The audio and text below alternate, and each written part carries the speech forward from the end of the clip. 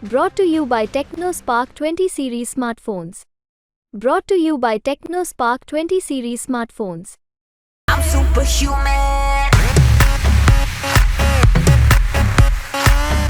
सट्टा बाजार ने अचानक से एनडीए की सीटें बढ़ा दी है, बीजेपी की सीटें बढ़ा दी है। अब ये क्यों हुआ है पता नहीं, मगर बीजेपी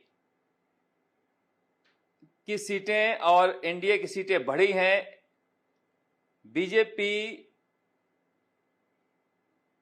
और एनडीए की सीटें 346 से 350 के बीच और बीजेपी की सीटें 306 से 310 के बीच। अचानक से सीटें घट रही थी और घटने के बाद बढ़ कैसे रही है सट्टा बाजार में, यह समझ में नहीं आ रहा है। और अचानक से फलौदी का सट्टा बाजार चुनाव अपने चरम पर पहुंचते पहुंचते बंद क्यों हुआ है। अब कई तरह की कहानियां हैं इस बारे में, मगर आजकल सट्टा बाजार मोबाइल पर ही चलता है।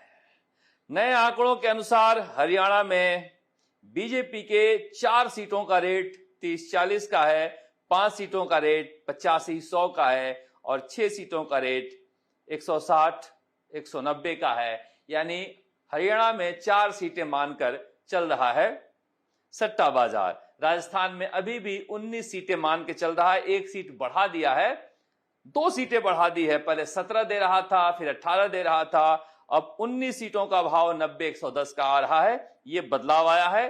तेलंगाना में बीजेपी को 7 से 8 और कांग्रेस को 8 से 9। दिल्ली में बीजेपी के 5 सीटों का भाव 20 से 30 का है, यानी 7 सीटें बीजेपी के पास थी, अब सट्टा बाजार दे रहा है 5 सीट का सबसे अच्छा भाव 20 से 30 का, यानी 2 सीटों का नुकसान दिखा रहा है। 6 सीटों का भाव 55-70 का है और 7 सीटों का भाव 135-165 का है। पश्चिम बंगाल में जहां पर चुनाव हो रहे हैं, बीजेपी को बढ़त दिखा रहे हैं, 21 से 23 सीटें दे रहे हैं सट्टा बाजार में और टीएमसी के 20 से 22 सीटें दे रहे हैं।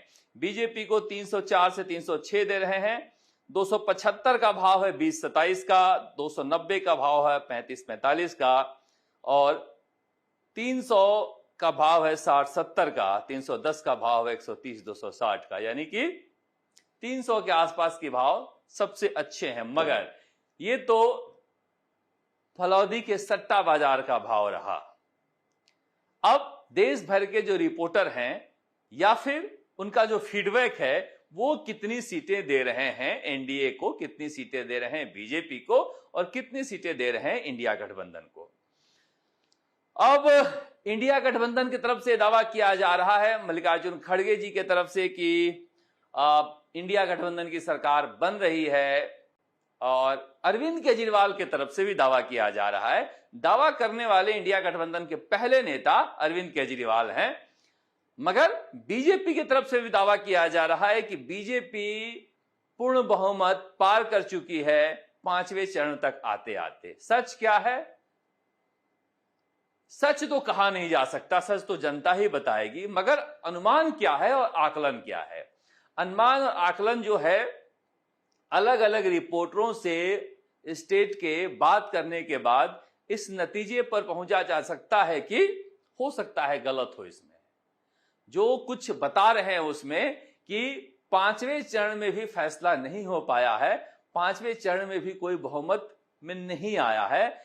ऐसा लगता है कि 6ठे चरण में भी फैसला नहीं हो पाएगा और आखिरी फैसला 7वें चरण तक जा सकता है। इस बार चुनाव में ये दिलचस्प बदलाव देखा जा रहा है।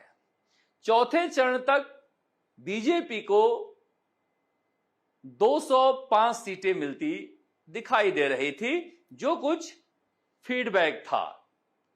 अब जो 49 सीटों पर चुनाव हुआ है, उसके बाद बीजेपी को 330 सीटों के आसपास मिलती हुई दिखाई दे रही है, यानी कि 49 में से 25 सीटें हैं।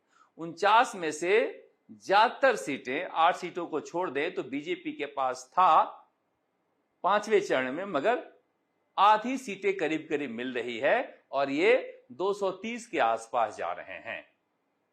मगर 114 सीटें अभी बाकी है। अगला छठा चरण में 58 सीटों पर चुनाव है, जिसमें 45 सीटें बीजेपी के पास थी और 13 अन्य के पास, कांग्रेस के पास या फिर इंडिया गठबंधन के पास एक भी सीट नहीं थी। अब इसमें से कांग्रेस को गेन करना है या इंडिया गठबंधन को गेन करना है और बीजेपी को लूज करना है। अब 114 में से कितनी सीटें आ सकती है बीजेपी का